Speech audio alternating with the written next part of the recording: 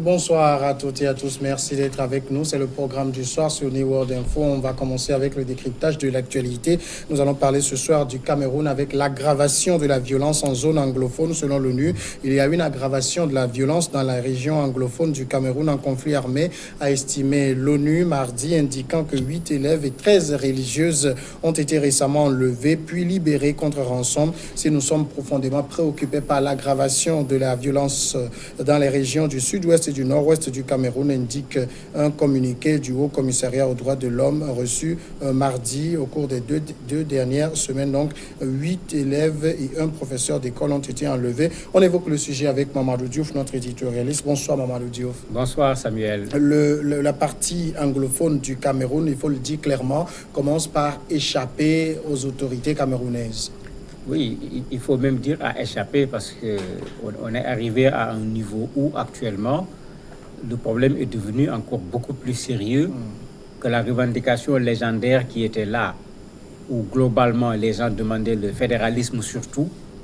La revendication a changé à partir du mois d'octobre 2017 quand les gens ont proclamé la République d'Ambazonie.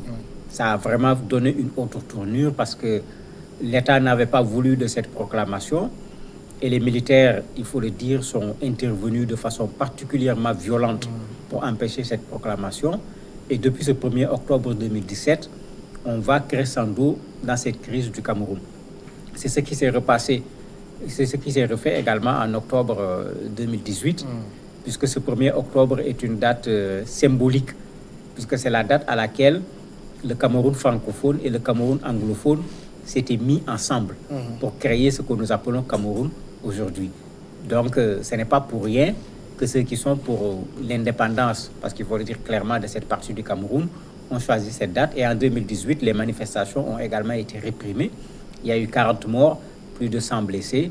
Ça fait qu'actuellement, effectivement, c'est une zone qui est en train véritablement d'échapper à l'État du Cameroun aujourd'hui. Est-ce que les Camerounais de la partie anglophone eux-mêmes, du moins ceux qui ont pris les armes, se retrouvent aujourd'hui, savent pourquoi ils se battent?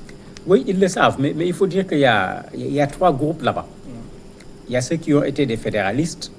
C'est le cas du SDF qui a été pendant longtemps considéré comme le parti entre guillemets anglophone avec John Fundi qui a pris sa retraite. Ils se sont toujours battus, mais ça n'a jamais été pour l'indépendance. C'était pour un Cameroun fédéral. Il y a d'autres qui se battent et qui sont partisans d'une décentralisation qui va donner à cette partie du Cameroun anglophone une certaine autonomie. Maintenant, de façon récente, il y a des groupes, parce que là-bas aussi il y a une difficulté, ce n'est pas un seul groupe.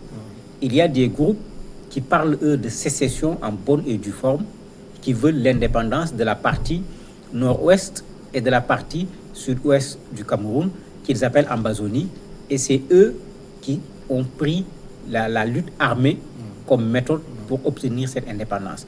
Donc, quand on parle des anglophones, en fait, vous avez ces 3 catégories qui sont là, et jusqu'à récemment, les partisans de la lutte armée étaient très minoritaires par rapport à ceux qui prônent soit la décentralisation, soit le fédéralisme. Ça veut dire que ce n'est pas une cause qui fait l'unanimité? Non, ça ne fait pas l'unanimité au niveau de cette partie anglophone du Cameroun. Il y a des Camerounais qui sont des anglophones, mais qui ne sont pas du tout d'accord avec la sécession. C'est le cas du SDF, par exemple, qui est le parti le plus représentatif, j'allais dire, de cet espace anglophone, qui a toujours fait des scores intéressants là-bas, qui est en même temps même le premier parti d'opposition au niveau du Cameroun de façon générale.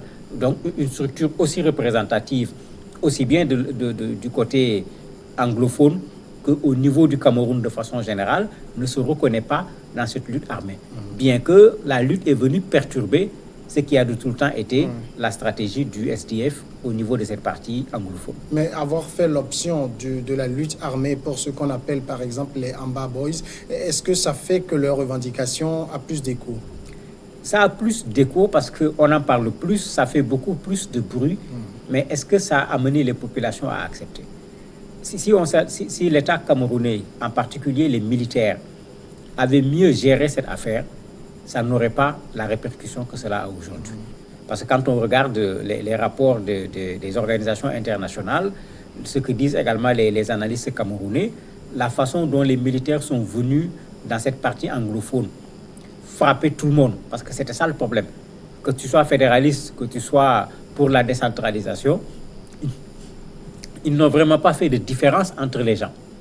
La conséquence, c'est que certains qui n'étaient pas pour la lutte armée, à cause de ce qu'ils ont subi au niveau des militaires, sont allés rejoindre les partisans de la lutte armée.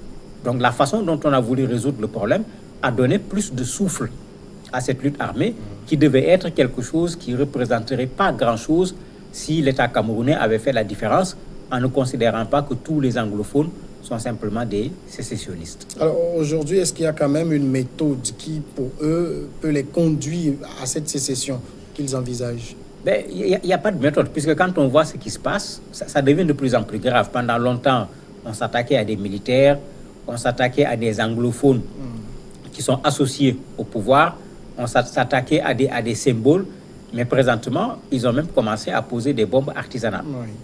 Ça n'a plus rien à voir avec les journées villes mortes, qui étaient souvent la forme de manifestation qu'on leur connaissait le plus. Et même dans ces journées villes mortes, les commerçants le disaient souvent, on suivait parce qu'on avait peur des conséquences si on ne respectait pas la journée ville morte. Ce qui veut dire que même tous les anglophones ne se reconnaissaient pas dans cette méthode de lutte, à plus forte raison dans la lutte armée qui aujourd'hui crée des problèmes à tout le monde. Il y a des pillages, il y a des écoles qui sont brûlées, mais finalement les anglophones vont gagner quoi, même s'ils obtiennent cette indépendance qu'ils demandent. Et par exemple, est-ce qu'un référendum peut être envisageable dans le Cameroun anglophone sur la question? Pour le moment, non. Parce que quand on regarde la réaction de la communauté internationale, quand on regarde les réactions également des organisations des droits de l'homme, de façon générale, les gens disent qu'il faut créer l'apaisement d'abord. Que l'État retire une partie de ses troupes parce qu'il y a un renforcement de la présence militaire au niveau de la zone. Il y a une sorte d'état de siège qui ne dit pas son nom. Il y a une sorte de couvre-feu le soir, etc. De sorte qu'il y a plus de 400 000 personnes qui ont même quitté la zone, soit pour aller vers le Cameroun francophone, soit pour traverser la frontière et puis aller au Nigeria. Donc il y a un sérieux problème qui est là pour les populations qu'il faut envisager de résoudre. Donc les gens proposent d'abord cet apaisement. L'autre chose que les gens proposent, c'est qu'il y ait une sorte de conférence sur cette question. Pour que ce que les gens revendiquaient depuis fort longtemps, parce que même on a vu les évêques là-bas faire des déclarations sur ces questions, ce que les anglophones revendiquent, c'est qu'on accepte que cette partie anglophone fait partie intégrante du Cameroun. Donc, autant on se soucie du développement du Cameroun francophone qu'on se soucie également du développement du Cameroun anglophone. L'autre élément qu'ils revendiquent, qu'on respecte le fait qu'au Cameroun, il y a deux langues, le français et l'anglais. Alors qu'au niveau de la partie francophone, on fait comme s'il y a une seule langue. Même parfois, on envoie au niveau de la partie anglophone des fonctionnaires qui ne parlent pas l'anglais, mettant en difficulté les populations quand elles doivent s'adresser à ces gens qui ne parlent pas l'anglais, etc. Donc, il ne s'agissait pas du tout de revendiquer au départ l'indépendance de cette partie, mais que cette partie soit reconnue comme faisant partie intégrante du Cameroun et que quand on s'occupe du développement du Cameroun, qu'on s'occupe également du développement au niveau de la partie anglophone. C'est ce qui n'a pas été fait pendant fort longtemps et qui a finalement exacerbé cette revendication des populations qui se traduit aujourd'hui par une lutte armée. Et ceux qui ont pris les armes, est-ce qu'ils sont aujourd'hui conscients qu'ils peuvent être facilement assimilables à des terroristes? Mais c'est déjà fait. Vous connaissez la fameuse télévision de l'État, bon, pas de l'État directement, Vision 4, qui est financée par des pontes du pouvoir. Dans cette télévision, ils ont été présentés en bonne et due forme comme des terroristes. Des journalistes même se sont permis de dire aux gens qu'il faut instaurer l'état d'urgence.